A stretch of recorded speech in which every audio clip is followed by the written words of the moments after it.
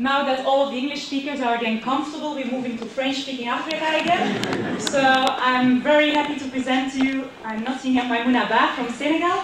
She's a sociologist, the driving force behind some of the community health mutualities in Senegal, and she's a strong contributor in the fight against HIV/TB.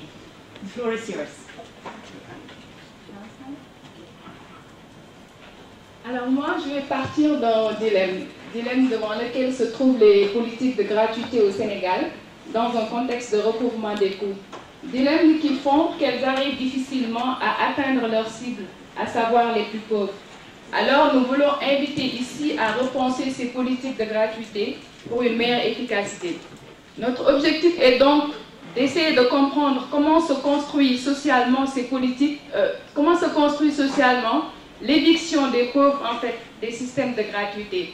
Et pour cela, nous allons partir d'une description, d'une analyse des conditions actuelles de leur mise en œuvre. Donc nous avons adopté une approche typiquement socio-anthropologique, c'est-à-dire une immersion assez longue sur le terrain.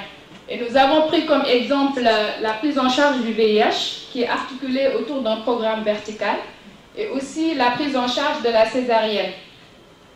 Et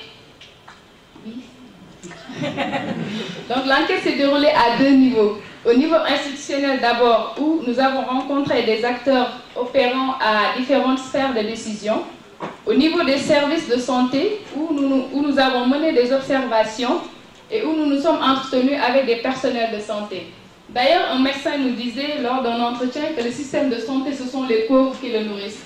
Il faisait référence à toutes les difficultés que rencontrent les pauvres dans l'accès aux soins. Il faut dire que le système de santé est maintenant engagé dans un processus de redéfinition de l'indigence où c'est plus les relations sociales qui déterminent sur les revenus des patients. Et en ce qui concerne la prise en charge du VIH, on se rend compte qu'on est à face d'une gratuité partielle. Elle concerne uniquement les antirétroviraux, essentiellement, et plusieurs prestations entrant dans la prise en charge restent encore à la charge des patients. Et pire, ce qu'on voit sur le terrain, c'est qu'on est à face à une gratuité à deux vitesses. Autant dans les sites situés au niveau central, on a une gratuité quasi complète du fait de l'intervention d'une multitude d'ONG, autant dans les sites périphériques, on se rend compte que la gratuité est pratiquement inexistante. Plusieurs prestations sont payantes. Et pourtant, le VIH est une maladie dite sociale, c'est une maladie de la pauvreté, du fait que plusieurs personnes atteintes vivent dans la précarité. Pourtant, l'on est en droit de se demander si cette maladie sociale répond à un traitement social dans les services de santé. Et là, on a tendance à répondre non. Non, du fait de la stigmatisation dont sont l'objet les personnes qui sont atteintes quand ils ont recours aux services sociaux. En général, ils obtiennent peu de succès quand ils demandent de l'aide, du fait seulement de la gratuité qui, rappelons-le, reste toujours partielle. Alors ça, c'est l'image qu'on aimerait toujours avoir, un accouchement heureux. Mais combien sont-elles encore ces femmes qui meurent en couche dans nos pays? Combien sont-elles celles qui viennent grossir le lot de ce qu'on surnomme les échappées belles, parce que seulement il y a une prescription d'ordonnance qui a tardé à être honorée?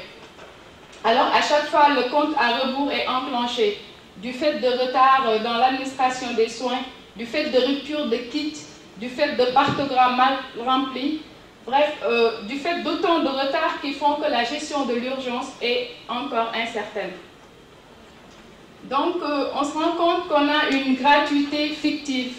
Elle est fictive parce que c'est toujours les nantis économiques, c'est toujours ceux qui détiennent un réseau social très fort qui accèdent facilement aux soins.